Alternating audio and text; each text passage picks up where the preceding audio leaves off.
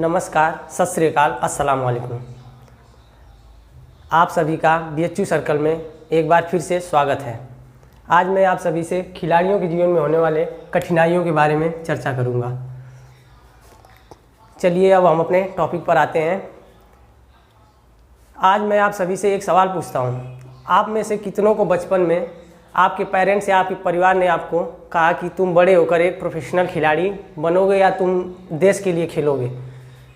जहाँ तक मुझे मालूम है, भारत में तकरीबन 100% में से 98% परिवार वालों के बच्चों को पैदा होते ही ये कहते हैं कि मेरा बेटा या तो डॉक्टर बनेगा या इंजीनियर बनेगा या फिर पायलट बनेगा, और पता नहीं क्या क्या बनाते हैं, लेकिन कोई ये नहीं कहता कि तुम एक खिलाड़ी बनोगे।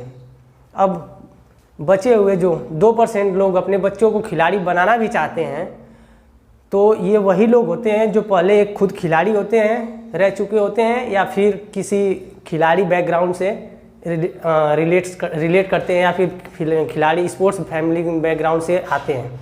ये बात तो हुई उन खिलाड़ियों को कि जिनको उनका परिवार खिलाड़ी बनाना चाहता है या नहीं बनाना चाहता है। इन सब के बावजूद हमारे देश में प्रोफेशनल खिलाड़ियों की जनसंख्या लगभग 15 से 20% तो होगी। अब ये 20% खिलाड़ी जो खेल विभाग में कैसे आ गए, इनके बारे में अब बात करेंगे। इन 20% खिलाड़ियों में से 18% खिलाड़ी अपने परिवार से फिजिकल को अपने पहले ऑप्शन के रूप में चुनने का मौका नहीं मिलता है इनको। इसमें से 8% खिलाड़ियों को तो अपने परिवार तथा समाज के विरुद्ध जाकर उनसे लड़ाइयाँ लड़कर खेल को चुनना पड़ता है, और 10% वे खिलाड़ी होते हैं जो पहले अपने परिवार के प्रेशर की वजह से अपने डॉक्टर, इंजीनियर या पायलट बनना चाहते थे, किंतु 10वीं तक आते आते जब इनको और इनके परिवार को लगता है कि अब इन जनाब से नहीं हो पाएगा, ये डॉक्टर इंजीनियर नहीं बन पाएंगे, तो इनको और इनके परिवार को लगता है कि अब इनको फिजिकल लाइन में भेज देना चाहिए। परंतु तब तक तो बहुत देर हो चुकी होती है। इनको लगता है कि फिजिकल लाइन जो होती है बहुत आसान होती है, लेकिन मैं इनको क्लियरली शब्दों में बताना चाहूँगा कि ये आप लोगों का भ्रम है कि जितनी मेहनत फिजिकल एजुकेशन वालों को करनी पड़ती है अपने लाइफ में, जितना सेक्रीफाइस फिजिकल एक प्लेयर को करनी पड़ती है, उतना शायद ही कोई सेक्रीफाइस करता होगा और मेहनत करता होगा। अब मैं इन समाज के लोगों से पूछता हूँ कि हमारा देश खेल में कैसे आगे बढ़ेगा या बढ़ सकता है, जिस देश में खिलाड़ी बनने के लिए ही इतनी मुसीबतों का सामना करना पड़ता है और अपने परिवार वालों, अपने समाज के विरुद्ध जाकर खेल को चुनना पड़ता है। उस देश में खिलाड़ियों का भविष्य कैसा होगा? ये बात तो हुई हमारे देश में एक खिलाड़ी बनने के लिए कितना सेक्रीफाइस और कितना लड़ाइयाँ लड़नी पड़ती है। मैं हाल ही में ओलंपिक खेलों का समापन हुआ है। पूरे देश भर की निगाह इस ओलंपिक खेलों पर थी। जिधर देखो उधर ओलंपिक में भारत के खिलाड़ियों के प्रदर्शन की चर्चा है। इस बार कुछ खेलों में खिलाड़ियों का प्रदर्शन भी बहुत अच्छा रहा है, परंतु बहुत से खेलों में निराशा हाथ लगी है। भारत आज भी मेडल टैली में बहुत नीचे है। इसका बहुत बड़ा कारण हमारे देश में खेल और खिलाड़ियों के प्रति हमारे समाज की गलत सोच भी है। यह गलत सोच ही हमारे देश में खेल जगत को आगे बढ़ने से रोकती है। ये बात तो हो गई कि हमारे देश में एक खिलाड़ी बनने के लिए कितना सेक्रीफाइस और कितनी लड़ाइयाँ लड़नी पड़ती हैं।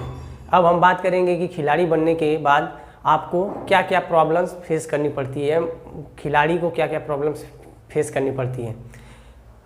एक अच्छा खिलाड़ी बनने के बावजूद 100% में से 15% खिलाड़ी देश के लिए खेल लेते हैं और 25% खिलाड़ी किसी न किसी डिपार्टमेंट के द्वारा सेलेक्ट कर लिए जाते हैं।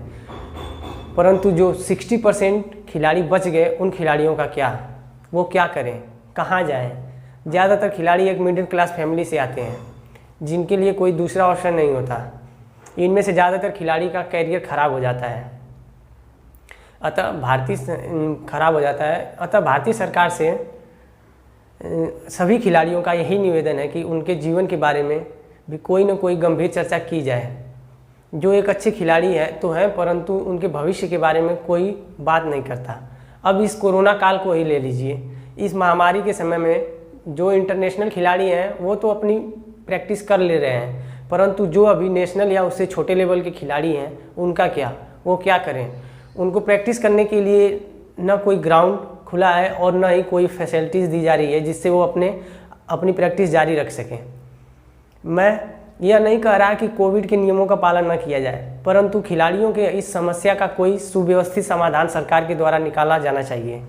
इस कोरोना काल में पढ़ाई से लेकर पॉलिटिक्स तक सब कुछ ऑनलाइन हो रही है, परंतु खिलाड़ियों का क्या करें?